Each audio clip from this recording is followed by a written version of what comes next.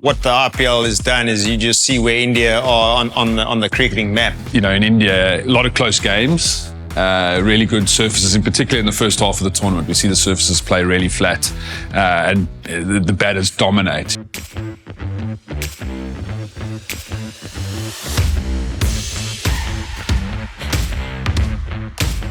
I started at IPL as a player in 2008, year one. We were fortunate to win it, but the professionalism of the teams has obviously improved a lot. Back then, I think, everyone was trying to figure out, how to build a squad, how do you integrate kind of Indian players with, the international stars. It probably started a little bit with the international stars and some of the superstars in India leading the way of building the IPL.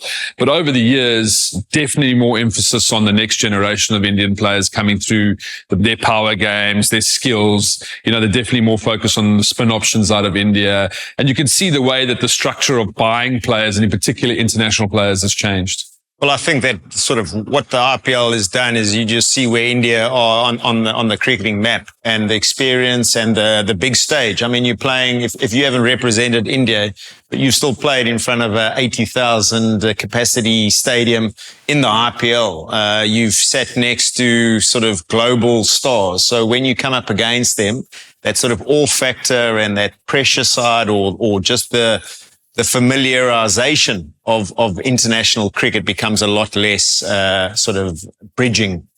In India, a lot of close games, really good surfaces, in particular in the first half of the tournament. We see the surfaces play really flat and the batters dominate. You see the bowlers under massive pressure. And actually, that extra batter almost creates more pressure on the bowlers. You just see that sometimes their skills, their execution just lets them down under that pressure. But I think a couple of the positives around the impact player for me is the fact that it probably introduces another local Indian player. And I think that adds to kind of the fan experience. And we saw Ashutosh, a guy that's had limited success, but, really made a big impact at the start of the tournament. So I think it does introduce another Indian player into the lineup, which obviously grows the Indian fan base. What is your thoughts around how it impacts the kind of all-rounder stuff going forward? Yeah, I think there's obviously a lot of positives, a couple of negatives. In terms of that negative side is that, you build your squad and all-rounders are at a premium.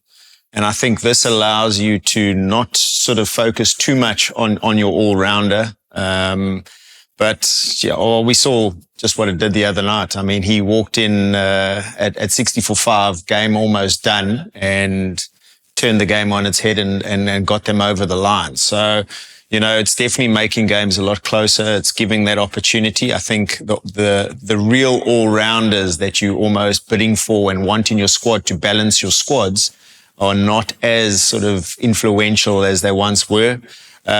Just sitting on the bench, my personal experience of it with RCB last year, Andy Flower and I, we had 4 or 5 guys padded up. So just to give you an example there, you've got your sort of, if you lose a couple in the power play, you've always got that one batter that you got padded up that can go through the innings. This is first innings, obviously. First innings, yeah. So if you get into a bit of trouble, he goes in.